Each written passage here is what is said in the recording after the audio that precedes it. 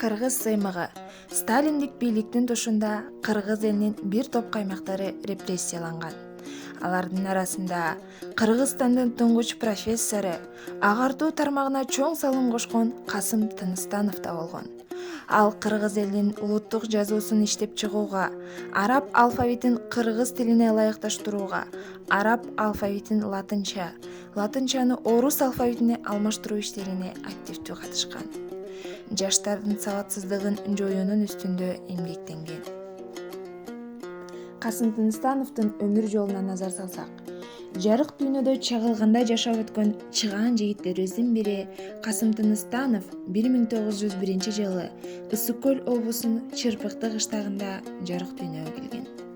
1913-1914 жылдары Сазановка кыштагында диний мектепте билим алган. 1914-1916 жылдары азыркы Ысык Көл облусунун Каракол шаарында Орус Тузем мектебинде билим алган. 1916 жылы кан дүркүндө Кытайга ата-энеси менен кошо качкан. 1917 жылы Октябрь революциясы жеңгенде кайра туулуп өскөн жерине кайтып келген.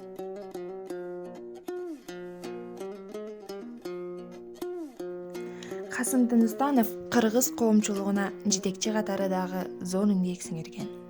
Өмүрүнүн ишмердүүлүгүндө төмөнкүдөй кесиптерде эмгектенген.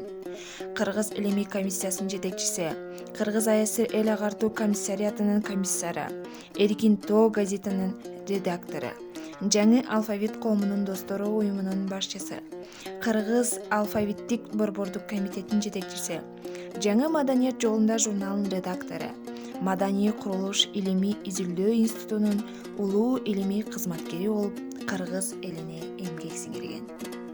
Касым Тыныстанов атабыз жаш кезинен эле ыр чыгарган. Касым ырлар жыйнагы китеби, ал китепке Жаңыл Мырза поэмасы кирип, андан тышкары алгачкы котормосу дагы 1925 жылы Москвадан кыргыз тилинде басылып чыккан. Котормолору Интернационал, Иван Андреевич, Крыловдун Ийнелик менен кумурскасы, Аба маршы, Кайрат, Жаш аскер сыяктуу ырларды кыргызча которуп, өзүнүн Өзгөрүш аттуу ырлар жыйнагы китебине киргизген. Балдарга арналган бир нече ырлары жана аңгемелери бар. Касым Тыныстанов драматург катары дагы белгилүү. Кыргыз драмасын бийик деңгээлге көтөрүү максатында Академия кечелери аттуу драманы койгон. Дал ушул драма коюлган соң Тыныстановдун аркасынан түрдүү айыптоолор башталып, академиялык кече тууралуу жана академиялык кеченин тыянагы аттуу макалаларына Касымга карата сындар айтылып, улутчул, эл душманы, байчыл деп айыпталып, өмүрү ушундан улам трагедиялуу аяктаган. Касым Тыныстанов атындагы көчө, мектеп, китепкана, университет Кыргыз Республикасынын илим жана техника боюнча мамлекеттик сыйлыгы бар.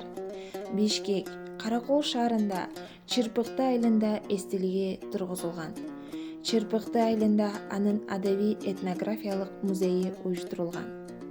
Кыргыз сомунун 1994 жылкы үлгүсүндө 10 сом номиналындагы валютасында сүрөтү түшүрүлгөн. Ал 2008 жылга чейин айланууда болгон.